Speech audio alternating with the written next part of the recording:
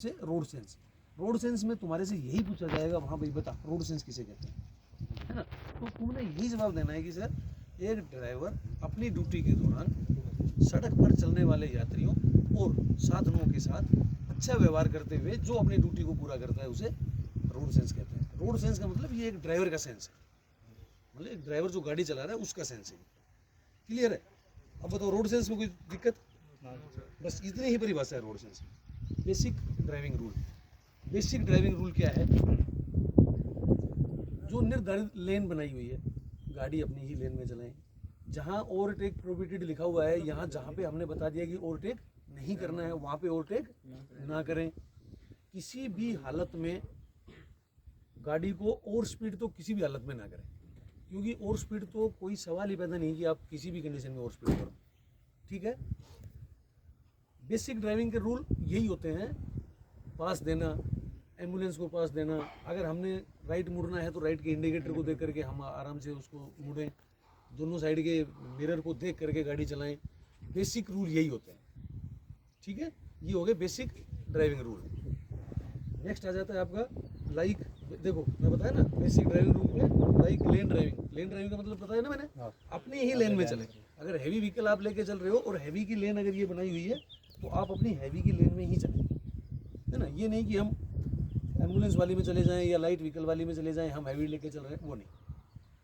ठीक है? लेन ड्राइविंग हो गया। ओवरटेकिंग प्रोसीजर, देखो ओवरटेकिंग प्रोसीजर बहुत मोस्ट इंपॉर्टेंट एक मतलब सब्जेक्ट है ये, ओवरटेकिंग प्रोसीजर।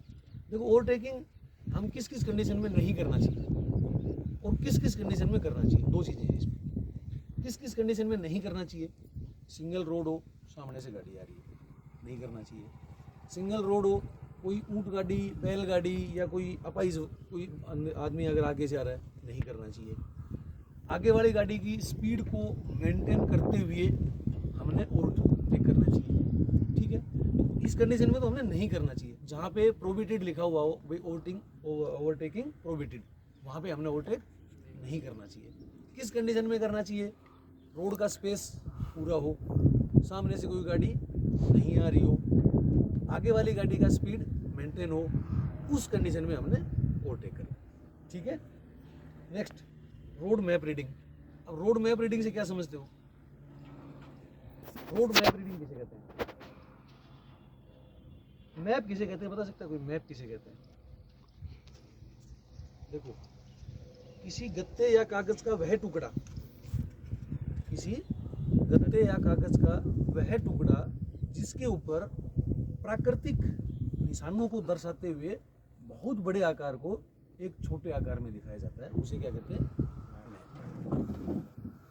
किसी कागज या गत्ते का वह टुकड़ा जिसके ऊपर प्राकृतिक चीजों को दर्शाते हुए बहुत बड़े इलाके को छोट इलाके में करके जो हमको दिखाया जाए, जो समझाया जाए, उसे मैप कहते हैं। अब रोड मैप क्या हो गया? देखो, आपको डायरेक्शन दे दिया, मान लो आपको बुक दे दिया, भाई ये एक मैप दे दिया, उसमें पूरे रोड बने हुए होंगे, ऑब्स्टिकल भी बने होंगे, दिखाई देंगे, उसमें घुमाव भी दिखाई देगा, हर चीज़ें दिखाई देगी ना। उस मैप में हमने ये रीड करना है कि हम अगर यहाँ से मान लो धौलाकुआं से नई दिल्ली रेलवे स्टेशन जाना है, तो धौलाकुआं से नई दिल्ली रेलवे स्टेशन तो कितना पड़ जाएगा? कम से कम 20-30 किलोमीटर पड़ेगा ना। तो तुम्हारे को वो क्या किया जाएगा कि एक छोटा मैप बना के दे दिया जाएगा, ऐसा है इतना सा मैप। इसमें आपको बोलेंगे कि भाई यहाँ धौलाकुआं है, दिखाया होगा, उसमें दर्शाया हुआ होगा, यहाँ नई दिल्ली है, दर्शाया हुआ होगा, रेलवे स्टेशन यहाँ है, ISBT यहाँ है, सरोजनी नगर यहाँ है, जहाँ भी मतलब जो भी उसमें मार्किंग तुम्हारे को दिया हुआ होगा।